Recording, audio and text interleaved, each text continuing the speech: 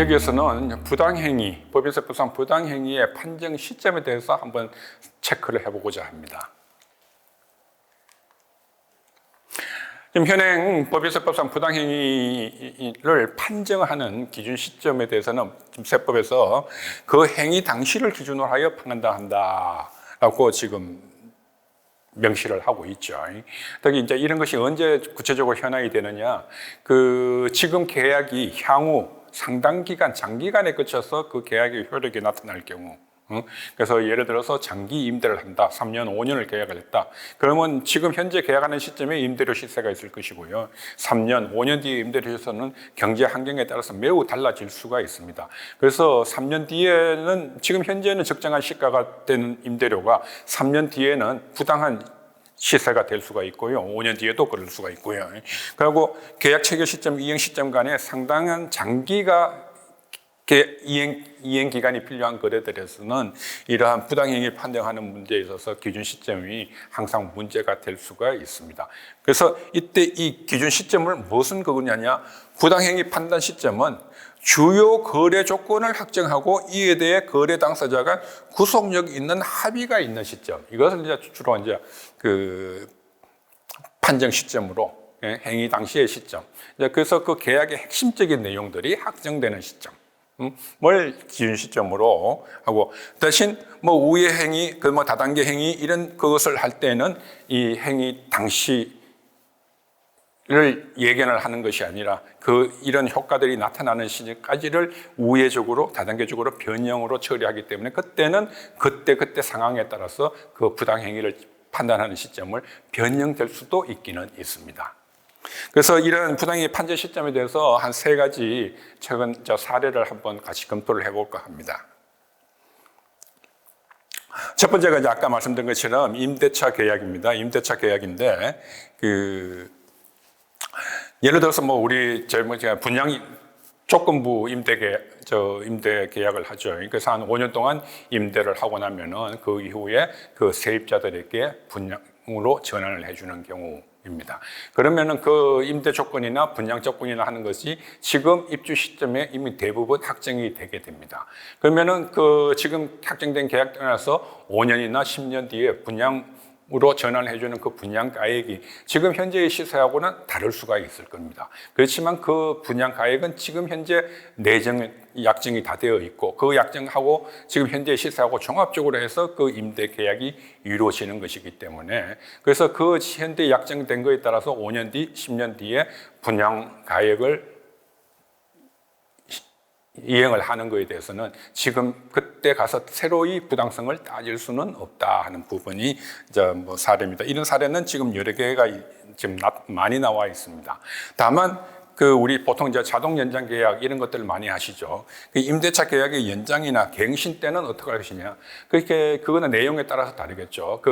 연장이나 갱신 때 핵심적인 계약 내용을 변경을 할 여지가 있냐 없냐에 따라서, 그래서 변경할 여지가 없이 기존의 계약이 구속이 될 때에는 비록 계약 연장이나 갱신을 한다 하더라도 주된 계약 내용을 변경할 수는 없는 것이고, 당초 최초 임대 계약 당시에 시향에 따라서 부당성을 판단을 하셔야 될 거고요. 그 다음에 이때 갱신이나 이런 시점에 임대 계약 조건이나 갱신할 여지가 있었다면은, 그러면은 부당성을 적극적으로 한번 판단할 수는 있겠습니다.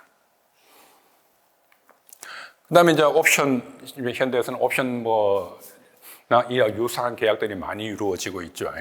그래서 예를 들어서 풋옵션 계약으로 갑을 법인이 함께 A 법인에 같이 공동으로 투자를 하고 난 뒤에 일정 기간이 지난 뒤에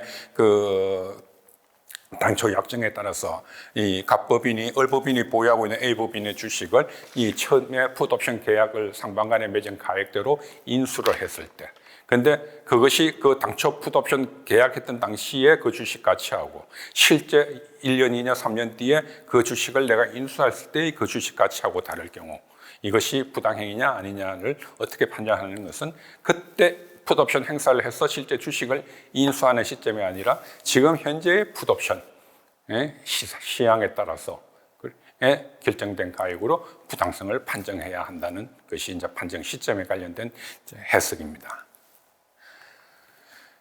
그리고 법인이 이제 거꾸로, 아까는 풋옵션입니다만 반대로도 콜옵션 계약에 따라서 내가 사전에 약정된 가액으로 일정 기간 지난 뒤에 그 가액대로 양도하는 경우도 아까 풋옵션하고 동일한 법리로서 그 부당행위 판정은 현재 풋옵션 계약, 현재 콜옵션 계약 시점에서의 그 시향에 따라서 그 부당성을 판정을 하셔야 될 겁니다.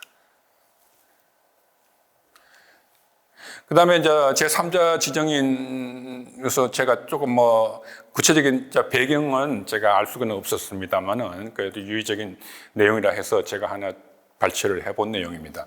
그래서 A법인 대주주가 B법인에게 이제 A법인 주식을 이제 매각을 합니다. 근데 이때 매각을 하면서 이 A법인이 가지고 있던 그 계열 자회사 주식을 향후에 일정 기간 내에 그 주식을 이 대주주가 다시 매수를 하는 조건을 이 B법인하고 이때 당시에 미리 계약을 하는 겁니다. 계약을 해서 소위 말 일종의 상황적으로서는 지배구조를 좀 변경을 하는 그런 거래인 것 같습니다만은, 그래서 여러 가지 거래가 같이 복합된 거래로 보입니다만은, 그래서 그 자회사 주식을 그 일정 시점에 그 원래 약정대로 이 대주주가 이 A 법인이 가지고 있는 자회사 주식을 인수를 했을 때에 그 자회사 주식 매매 계약의 부당성을 언제 판정하느냐? 자회사 주식 매매 계약 체결일로라고 지금 유권 해석에서는 맞습니다. 아까 제가 말씀드린 것처럼 이런 계약이 사전에 이때 당시에 이미 이루어졌다면은 이 계약에 따른 부당성도 사실 이 계약 시점으로 판정을 하는 것이 맞겠습니다만은, 지금 저우 사정을 잘 모르겠습니다만은 자회사 주식 매매 계약 체결로 그래서 1년, 2년 뒤에 이루어졌던 그때 시점으로 판정을 하라고 되어 있습니다만, 아마 상황이 이때 당시가 아니라 주된 계약 내용이 이때 가서 많이 확정이 되는 그런 상황이 아니었나 싶은 생각이 듭니다. 다만 이때도 이 거래 전체가 변칙적인 거래 우회 다당량 행위일 때는 얼마든지 그 거래는 땡겨서 주주 간 계약 체결일 기준으로 판정을 할 수도 있는 겁니다. 다만 이런 풋옵션, 콜옵션 이런 옵션부 성격의 거래들이라고 해가지고 미래 거라고 해서 그걸 당연히 지금 현재 시점의 시향에 따라서만 시세를 판단을 하는 것은 아니고요. 그럼 우리가 누구도 알듯이 지금 당장은 아니지만 1년, 2년 뒤에 거의 확정적으로 지금 예견되어 있는 법령이 지금 입법 예고가 되어 있다든지 어떤 경제 상황이 지금 종결된다 만다 하는 것이 장차 이미 예정 확정이 되어 있을 때는, 그럴 때는 지금 현재 시점에서 3년, 5년 뒤에 이루어질 이런 거래를 옵션블로 계약을 할 때도 지금 현재 시점이 아니라 그렇게 지금 거의 확정적인 그런 경제 상황의 변동까지를 같이 넣어서 그 거래 조건에 포함을 시키고 또 당연 그런 것까지를 합쳐서 부당성을 판단하는 것은 당연한 상황인 거고요. 그런 지금 거의 확정되어 있는 상황을 다 무시하고 오늘 현재의 시향만 가지고 부당성을 판정할 것은 아닐 것입니다.